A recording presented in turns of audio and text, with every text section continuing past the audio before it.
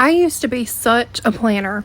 I always had a 5-year plan, a next step, a goal I was working towards.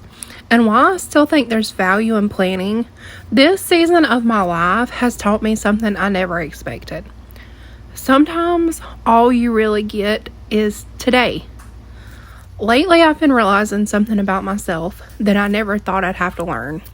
I've spent so much of the last year and a half learning how to live one day at a time that I've almost forgotten how to think long term. We're going to be headed out soon for my husband's lumbar epidural. We really weren't planning to have all these appointments, what feels like back to back to back. But we're really hoping this epidural will help with his back pain. For a while, he was averaging about a 7 on a pain scale in his back. And over the last few weeks, it has ramped up to a 9 and a 10, like every single day.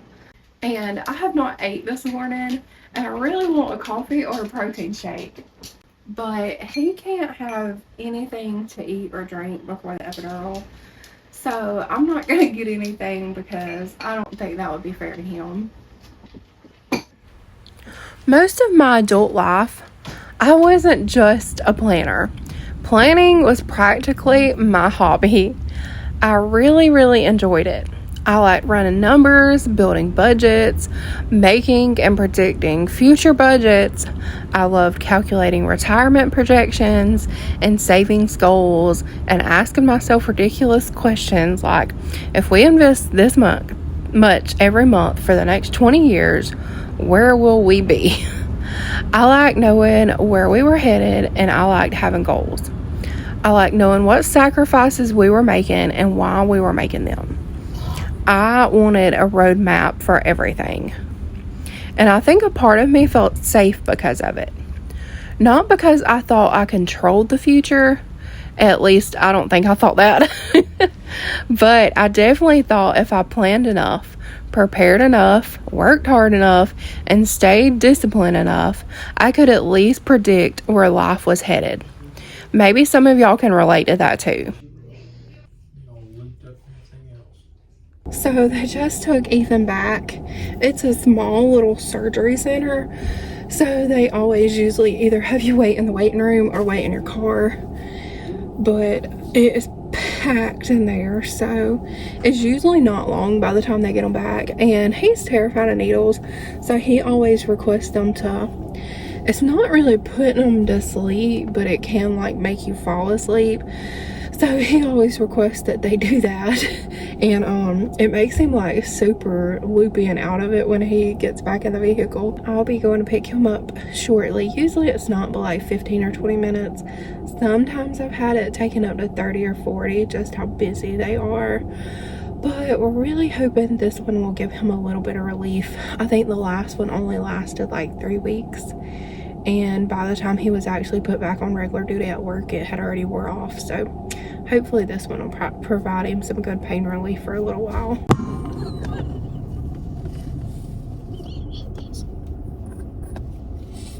How are you feeling, babe? Not of it.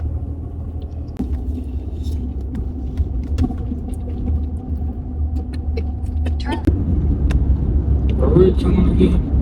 To the cookie place. Sitting in the truck. Say, hey.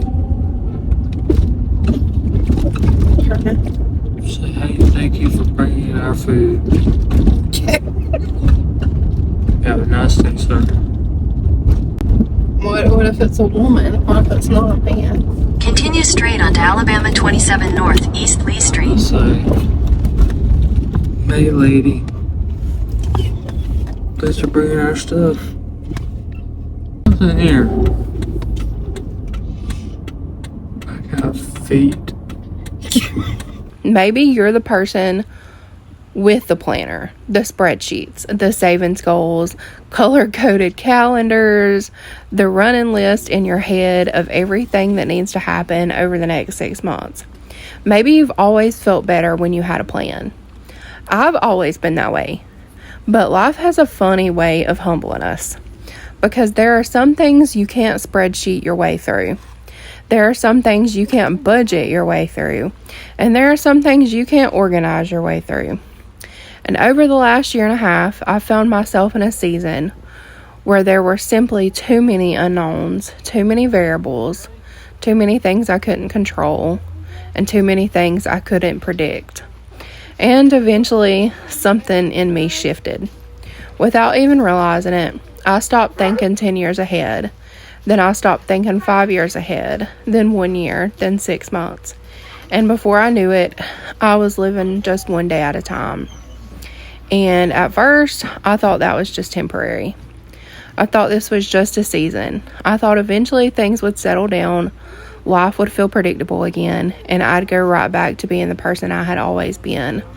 Because honestly, looking to the future was kind of scary because of my husband's injury. We don't know exactly what life may look like in 5 or 10 years. So thinking of that far ahead can feel a little scary. And lately I've realized something. This season has changed me. And that's not necessarily a bad thing, but it is something I've been thinking about a lot. Because now that life feels a little less chaotic than it did before, I've caught myself wanting to think about the future again. Wanting to make plans, wanting to dream a little. And every time I start to do that, I feel this hesitation that never used to be there. And that has surprised me more than anything. Because if there's one thing I never thought I'd struggle with, it was planning.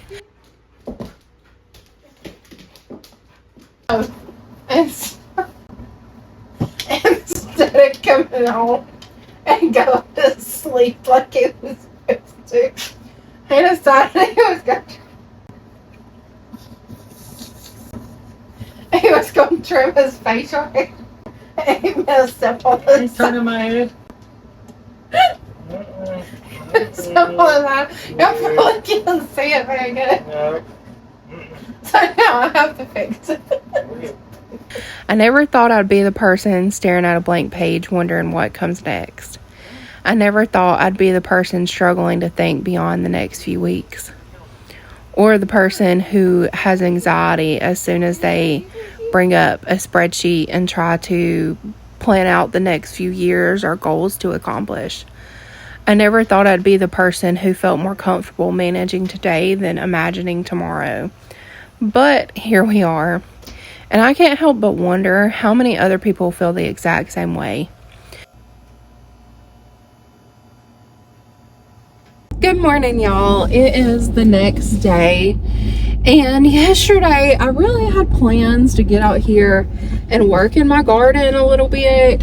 Get some things planted because I bought a few plants like a week ago from Tractor Supply on clearance for $1, and I have yet to plant them. I really need to plant them before they just completely die on me. I was gonna do it yesterday, and we got home and I ended up just kind of laying around the house all day. I think I did maybe a load of laundry or something, but that was all I did. Just an update on my husband real quick. After his epidural yesterday, he is still in just a lot of pain this morning. So they say sometimes it can take a couple weeks to take effect. The only epidural that actually really gave him any relief was I think it was the last one he had in his lumbar earlier this year, and it lasted for probably like 3 weeks or so. So we're hoping that this one will help. How many people have spent so long just getting through life that they don't even know what it looks like to dream anymore? Not because they don't want to or they've given up, and not because they've lost faith, but because survival mode becomes familiar. And that's something nobody really talks about. People talk about surviving hard seasons. They talk about getting through hard seasons. And they talk about trusting God through hard seasons. But nobody really talks about what happens when survival mode becomes your normal. What happens when you're actually good at just surviving. What happens when living day by day becomes so familiar that thinking long term starts feeling uncomfortable. Because I think that's where I found myself. And I don't even think I really put two and two together until recently.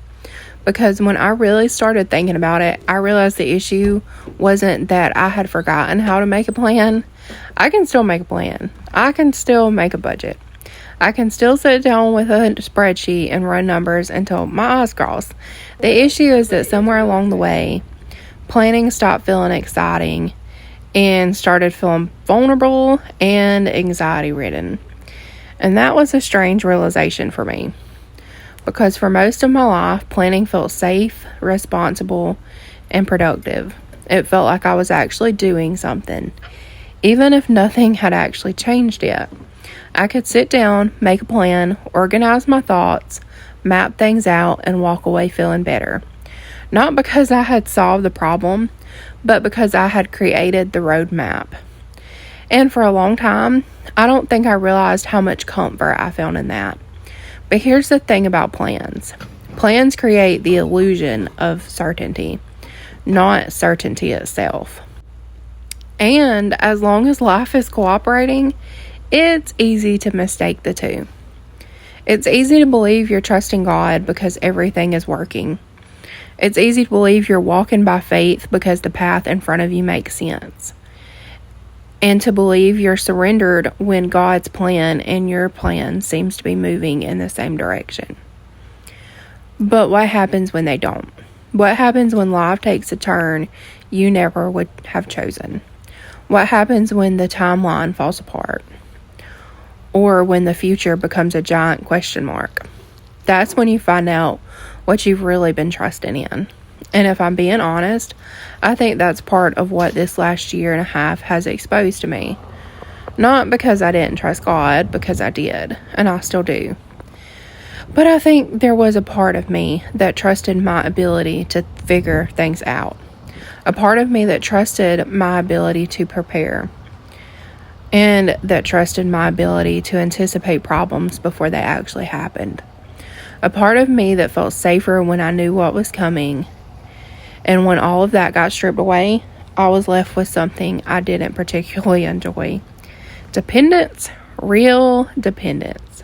The kind where you genuinely don't know what's next. The kind where there isn't a spreadsheet for the answers. The kind where there isn't a 5-year projection plan. Where you can't skip ahead to the final chapter. You just have today. And I hated that. I know that probably isn't the most spiritual answer, but it's the truth. I hate not knowing. I hate uncertainty. I hate feeling like I couldn't make a plan. I hated feeling like I couldn't get ahead. And I hated feeling like I couldn't solve the problem. Because solving problems is a lot more comfortable than trusting God with them. And I think that's why this has been on my mind so much lately. Because for the first time in a long time, life feels like it's asking me to look ahead again. Not because everything's figured out, because it's not. Or not because all the questions have been answered, because they most certainly have not, especially with my husband's medical issues. And not because the uncertainty is gone, but because life keeps moving. And I found myself standing at this strange crossroads. Part of me wants to dream again and make plans. And part of me wants to think about the future again. But another part of me is very hesitant. And the more I've prayed about it, the more I've started asking myself why. What exactly am I afraid of? Am I afraid of making plans? Or am I afraid of being disappointed? Because those aren't the same thing. And I think sometimes we confuse them. We tell ourselves we're being wise or we're being cautious.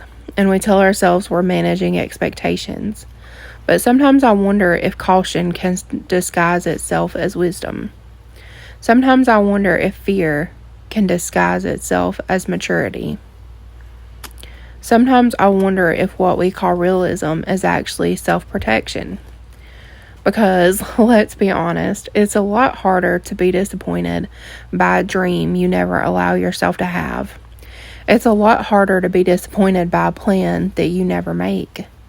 And it's a lot harder to be disappointed by a future that you never even imagined. And lately I've been asking myself a question that I don't really have the answer to yet. Have I really learned to trust God? Or have I simply become afraid to hope? Because those two things can look surprisingly similar on the surface. Both can look like holding things loosely. Both can look like surrender. And they both can look like you're waiting. But underneath, they're very different. One is rooted in faith, and the other is rooted in fear. One says, God, I trust you no matter what happens. And the other says, I won't let myself want it too badly, just in case it doesn't happen. And if I'm honest, I think I've experienced both. I think there have been moments where I was genuinely trusting God. And I think there have been moments where I was protecting myself from disappointment and calling it wisdom. And that's a hard thing to admit, because nobody wants to think fear is influencing their decisions. But I think a lot of us do it without realizing it, especially after life has humbled us, especially after enough unanswered questions and after so many setbacks. Especially after enough things not going according to plan. And at some point, you stop expecting certainty, which is probably healthy. But sometimes you stop expecting good things too. And I don't think that's what God wants for us. When I read scripture, I don't see a God constantly teaching people to lower their expectations. I see a God constantly teaching people to trust Him. Abraham didn't get the whole picture, and neither did Moses or the disciples. Over and over again, God gave people enough light for the next step. Not the whole roadmap, just the next step. And maybe that's what faith has always been. Not certainty, not control, not guarantees, just obedience one step at a time. And maybe that's why this season has changed me so much. Because for most of my life, I thought peace come from having a plan. Now I think peace comes from knowing the one who holds the plan. And those are very different things. The planner in me is still here. The goal setter in me is still here. And the dreamer in me is still right here. I'm not becoming a different person. I'm just learning to hold on to things differently. To dream with open plans. To plan with open hands, and to hope with open hands. To trust God with outcomes I can't control. And honestly, I'm still learning, still wrestling, and still trying to figure it out. But maybe that's okay. Maybe faith was never about arriving at perfect certainty. Maybe faith is learning to move forward without it. And maybe the next step for me isn't abandoning plans altogether. Maybe it's learning how to make them again, not because they make me feel safe or that they guarantee anything, but because God never asked me to stop dreaming. He just asked me not to put my security in the dream. And that's a lesson I'm still learning every day. I still don't know exactly what the future holds. And the planner in me sure wishes I did. But what I do know is that my God holds tomorrow in His hands.